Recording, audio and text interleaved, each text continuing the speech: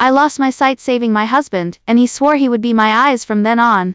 When my sight returned, I rushed home, eager to tell him. Only to find the husband I loved deeply, and that secretary, in my bed. Sarah, hand me the cold medicine, my husband called to me. I saw clearly that it was contraception. Yet, I still pretended to be blind, and handed it to him. Watching them intertwine from the kitchen to the balcony and then to the bedroom, I quietly picked up my phone, turned on the camera, and captured every moment. Gathering evidence only so I could see him go mad, attack the mistress, get arrested, and then crawl on his knees, begging me for forgiveness and reconciliation. That night, heavy snow fell. Dressed thinly, I walked out of the house, my heart heavy with despair, and booked a plane ticket. I was going back to Blackwood Creek. So David would never find a trace of me again. After booking the plane ticket, I thought the couple inside would stop this act. When I composed myself and went back inside, I didn't expect them to move from the bedroom to the living room, locked in a fierce embrace and kissing passionately, the air thick with the stench of lust. David's eyes, filled with lust, met mine. The next moment, he bit his lower lip, stopping himself from making a sound. But Kelly deliberately played games, constantly teasing him. David, relax. Sarah is blind, she can't see us. She whispered something in David's ear, then swept a scornful look over me, her eyes filled with utter contempt. David reached out and pinched her. Don't play games, Sarah can't hear anything unusual. Hey, but I find this really exciting. Damn it, looks like that's used up. We need to get a new one. Kelly looked up and said softly, reminding David with a wicked smile, while he, keeping his voice steady, looked at me sitting on the sofa across from them. Should I ask her to get it, or should I go myself? Kelly looked at me provocatively, asking David for his opinion. Sarah, my throat is a little sore. Can you get that box of cold medicine on the coffee table for me? After a moment of hesitation, David decided to go along with Kelly's wish. My face pale, I looked at David as he spoke. His face was flushed, his eyes glazed, and one arm was wrapped tightly around Kelly, unwilling to let go and get up. I struggled desperately to control my emotions, clenched my hands into fists, and glanced with a bitter smile at the so-called cold medicine on the coffee table. It was clearly condoms. David was asking me to fetch them condoms. My face ashen, I feigned blindness, fumbled for the coffee table, picked up the box, and walked over. How did you catch a cold? Are you all right?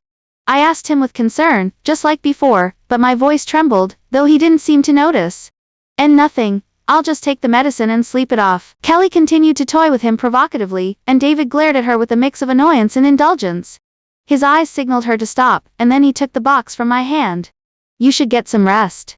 I'll go sleep in the guest room too, so I don't infect you. With that, David picked up Kelly, and walked quietly towards the guest room. After they left, my nose stung, and the corners of my eyes turned red. Even though I had decided to leave to let him go, I couldn't stop my heart from aching.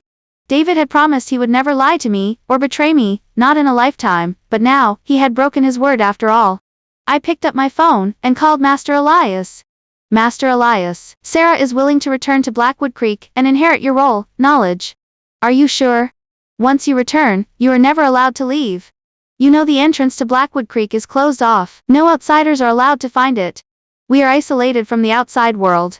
Can you bear to leave David? I answered without hesitation, yes, I can. Master Elias was silent for a long moment. All right, come back in 7 days. Before, I had hesitated because I couldn't bear to leave David. Now, he had made the choice for me.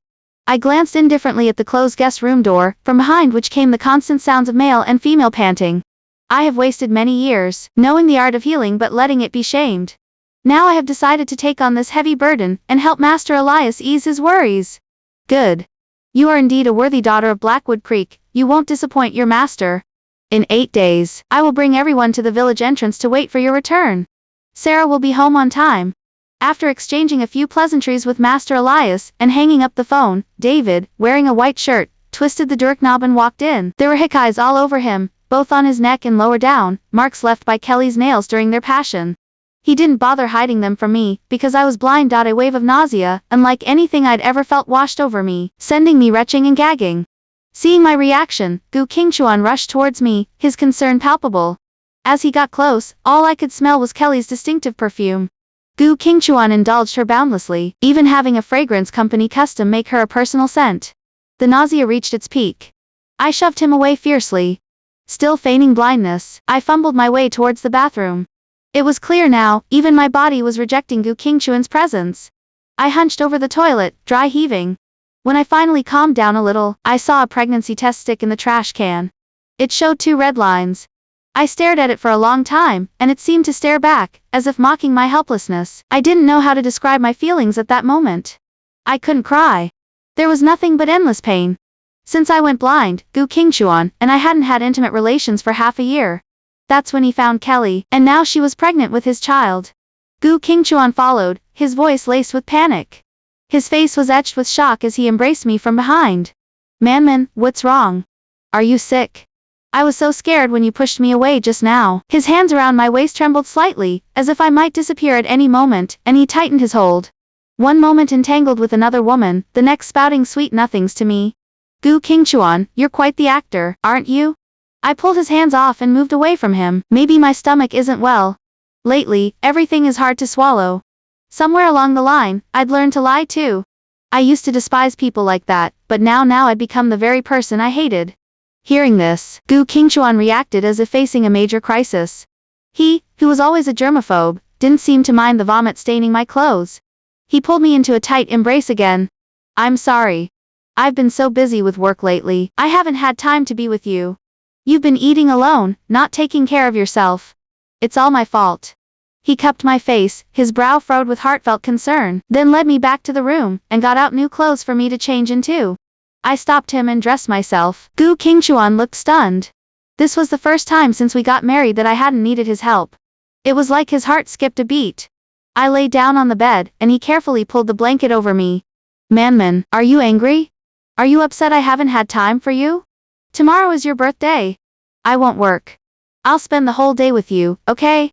The man who was ruthless and decisive in the business world, who made people tremble with fear, actually had this humble side. I gave a bitter laugh. Was this my good fortune or my misfortune? Unable to fight the drowsiness, I was drifting off to sleep. Gu Qingchuan must have thought I was asleep, because his phone rang just then. He quickly silenced it, called my name twice, and when I didn't respond, he answered. "You're too naughty. You tore my underwear. Now, bring me a new pair immediately. I'll be right there." Gu Qingchuan glanced down at me, then gently stroked my face before getting up and leaving. I clenched the bedsheet. Tears finally broke through my defenses at that moment. Kelly hadn't left. He was keeping her at home. He was taking advantage of my blindness. I tried hard to comfort myself. "It's okay. Only 7 days left until I leave, and then I'll cut all ties with him forever." The next day, I woke up. Gu Qingchuan was up early, cooking a lavish breakfast for me, himself. It was all my favorite pastries and side dishes. He even picked one up and held it to my mouth. "Wife, open up. Let me feed you." Sitting across from me, Kelly pouted, clearly displeased. Right in front of me, Gu Qingchuan managed her on his phone. "I'll make it up to you later. Don't make a scene in front of Manman. You can have whatever you want." Kelly's mood lifted, and she smirked disdainfully at me. Then she got up from the table. Passing by Shangan, she ran a finger under her pants before walking out. I didn't take the food Gu Qingchuan offered. Instead, I picked up my chopsticks and pretended not to see, picking up something else to eat. Gu Qingchuan thought I was still sulking. After I finished eating, he insisted on taking me out. He chartered a yacht and invited many friends, saying it was for a grand birthday celebration for me. The whole way, Gu Qingchuan held my hand tightly, afraid I might fall, and kept reminiscing about our sweet memories together. I didn't say anything, my heart a tangled mess of sarcasm and pain. I once thought I would grow old with him, never to be parted, but in the end, it was all a joke. Gu Qingchuan liked excitement, and he liked young bodies more. He had forgotten the vows we made when we got married. Entering the yacht from outside, the path was covered in vibrant, dewy rose petals. I had always hated roses, and Gu Qingchuan knew that. But Kelly loved them. So, these rose petals must be for her, right? How ironic. He said this party was just for my birthday, but it was probably another lie. Manman, we had our wedding here back then. It was broadcast live globally, letting the whole world know how terribly I loved you, Gu Qingchuan. As he spoke of the past, Gu Qingchuan's emotions ran deep. A tear actually rolled down his cheek. He even lifted my finger to touch the tear. How much love does it take for a man to genuinely shed tears?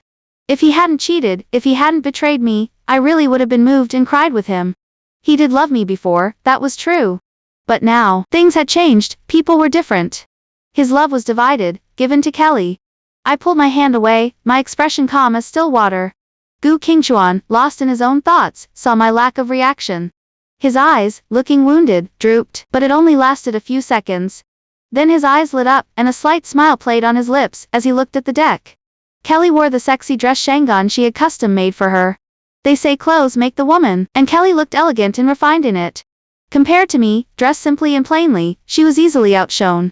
Kelly walked over with a smile and greeted us, "Happy birthday, madam."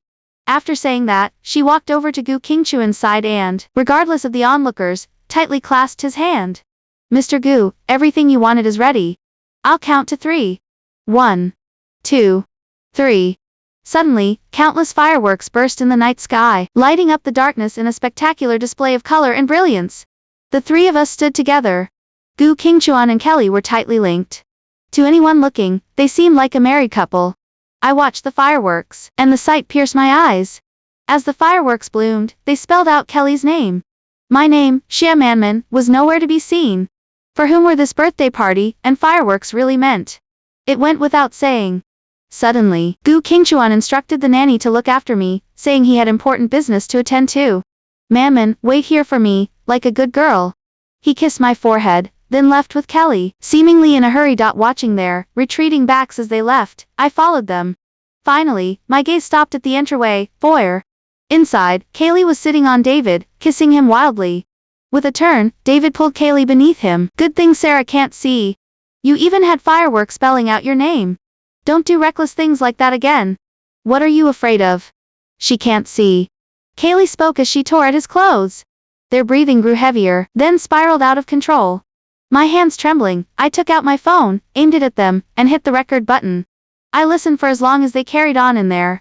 Finally, Kaylee grew tired and fell asleep draped over David, but David didn't stop. Grabbing her, he started up again. I couldn't listen anymore. Humiliated and distraught, I turned and left. I fled all the way home, not daring to stop. It wasn't until I got home that I finally gave up on David. My heart turned to ash.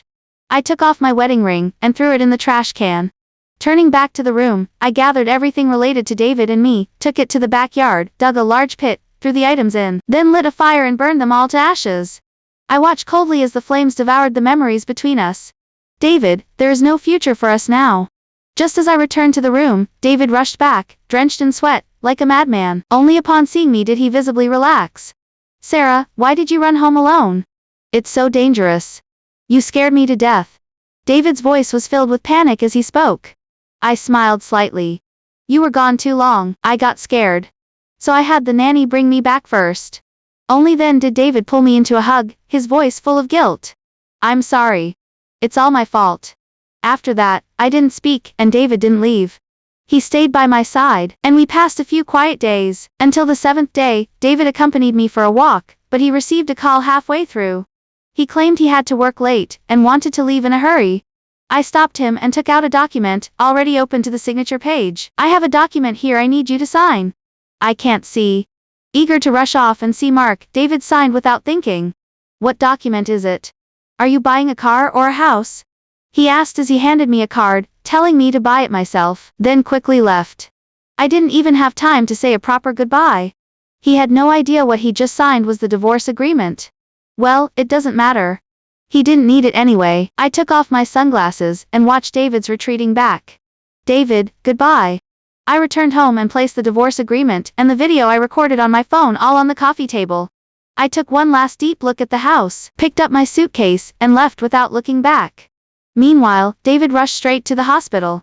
Kaylee had called him, claiming she was injured. When David arrived, he found out she tricked him again. It was just a minor cold. David glared at Kaylee in annoyance. "Don't be so childish anymore."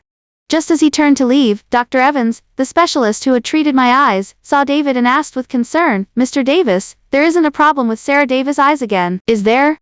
David looked at him in confusion, unsure what he meant. "What do you mean, again?" "Sarah Davis' eyes were successfully treated by our team 7 days ago. She can see now. She was so happy then, she just took off running, saying she wanted to rush home and tell you the good news herself."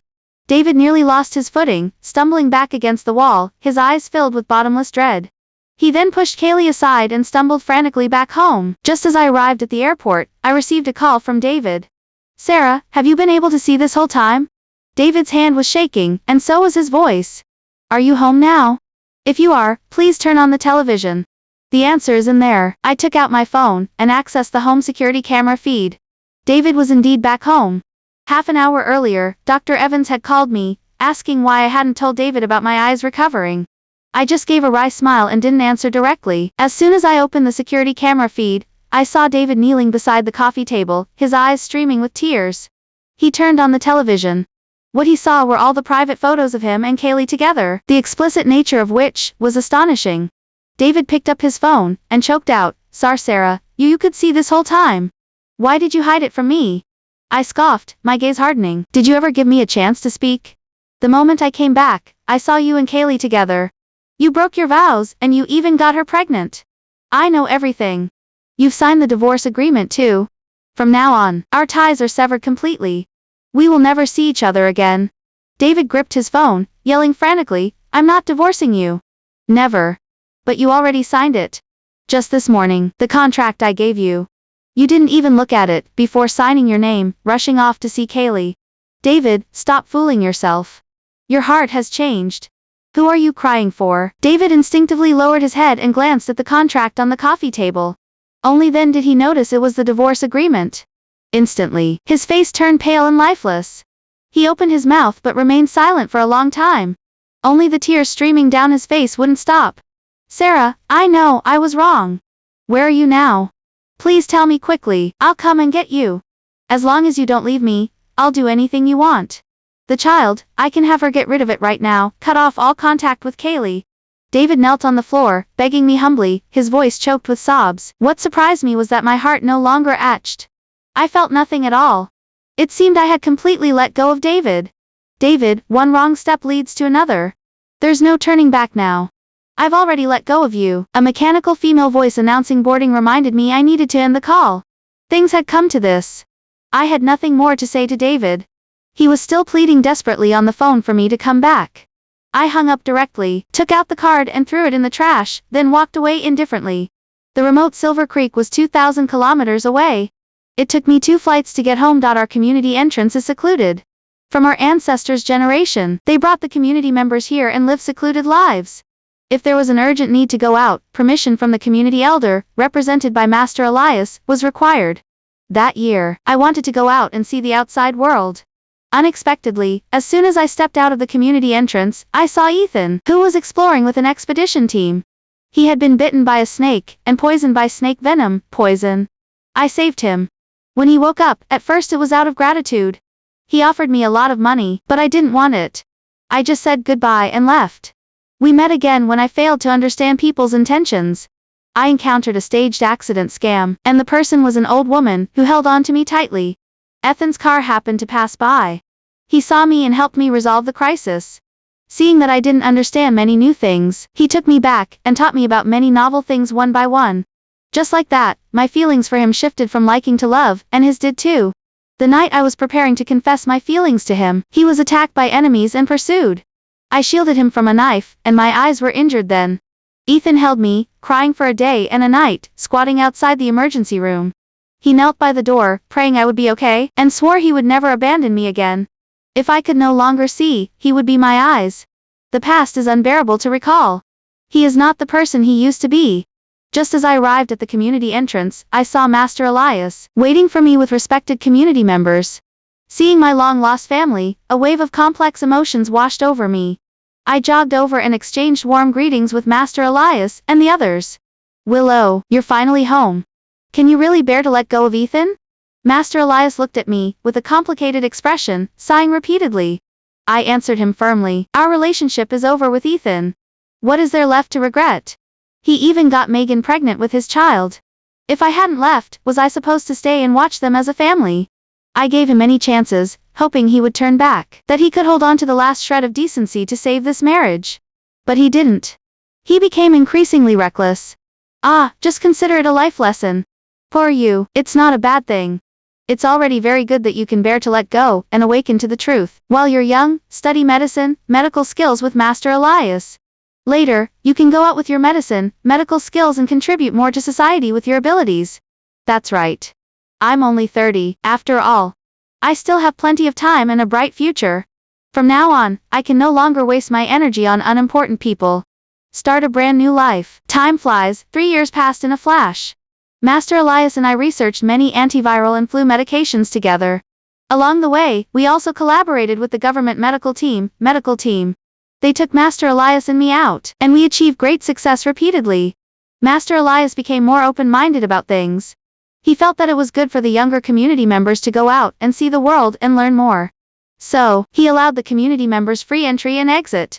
I never expected that on the day the restrictions were lifted, I would see Ethan again. He came in with the medical team to get medicine, and saw me sitting in the clinic dispensary treating patients. His eyes immediately turned red. He dropped the bags he was holding and ran towards me.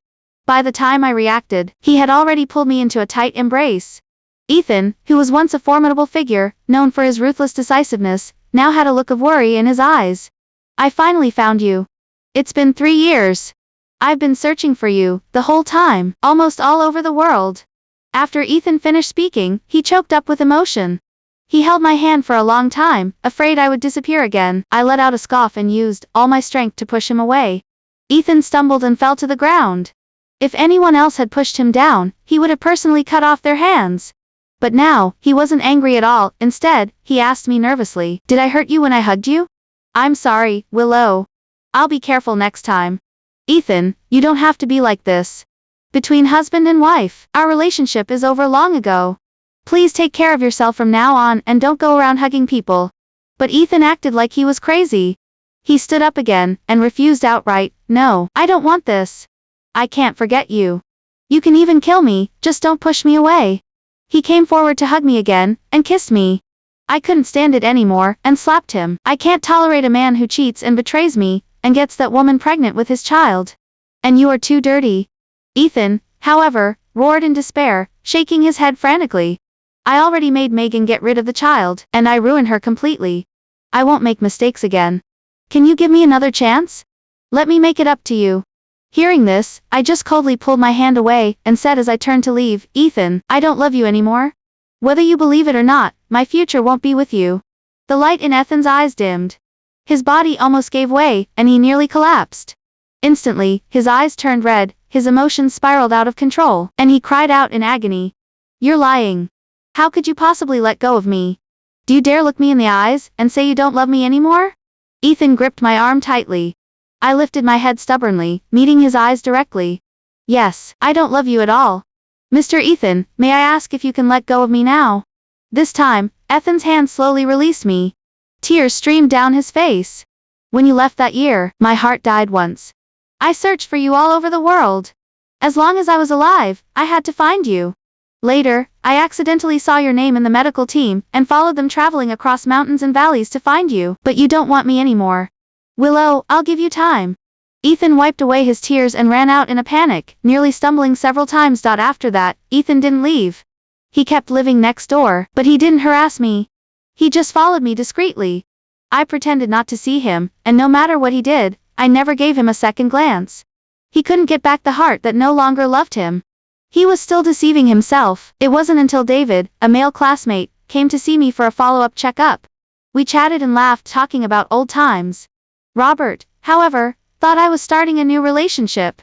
He stormed over, raising his hand as if to hit David. I quickly stepped in to stop him. "Robert, if you're going to act crazy, get out.